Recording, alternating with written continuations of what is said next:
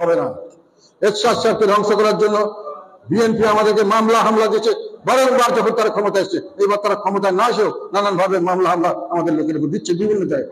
তাদের সেন্ট্রাল, তাদের যে কেন্দ্রীয়, তারা কত কি করছে আমি জানি না, কিন্তু তাদের মাঠ পর্যায়ের নেতাকর্মীরা এইভাবে করছে। এবং আওয়ামী লীগ এসে আমাদের দলকে ভাগ করে বিভিন্নভাবে আমাদেরকে ব্ল্যাকমেল করে তাদের আমাদেরকে ধ্বংস করার চেষ্টা করছে। আমাদেরকে ধ্বংস করতে এখনো পারে নাই। বাংলাদেশের জনগণ আমাদের সঙ্গে আছে এবং থাকবে, যেমন এরশাদ সাহেবের সঙ্গে সবসময় ছিল।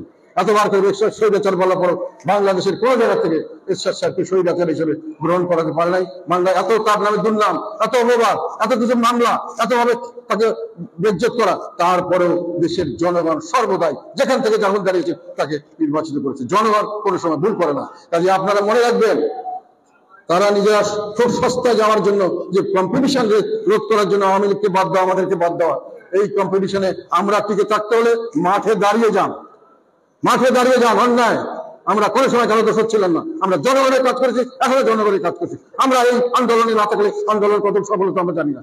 সকলে মিলেছিলাম জমি আন্দোলন, এই আন্দোলনের একক কৃতিত্ব কারো হতে পারে না। এটাই ছিল আমাদের কথা এবং এটা এখনো বলবেন।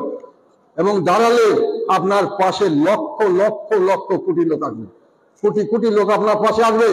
মানুষে অতিষ্ঠ হয়ে গেছে, এই যে শেখ হাসিনা এসে পাওয়ার ছাড়বেন না, যেই আসে উনি আর পাওয়ার ছাড়তে চান না, ইলেকশনকে ম্যানিপুলেট করতে চান। যারা এর আগে ছিল তারাও তাই করেছে, এনারা এসে আর পাওয়ার ছাড়তে চাচ্ছেন না। এটা আমরা মেনে নিতে পারি না।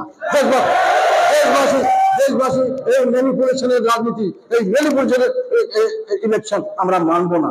আপনারা বাদ দিয়ে অর্ধেক লোক নিয়ে কোন রকম নিজেরা ভাগ বাটোয়ারা করে পাওয়ার থেকে আবার শেয়ার করবেন, বিরাট ভাবে এনজয় করবেন, লোক দিয়ে দেশটাকে ধ্বংস করবেন। এটাকে দেশবাসী মেনে নেবে না। আমি কালকে বক্তৃতা দিয়েছি, এটা 3.4 মিলিয়ন 34 লক্ষ লোক এটাকে দেখেছে।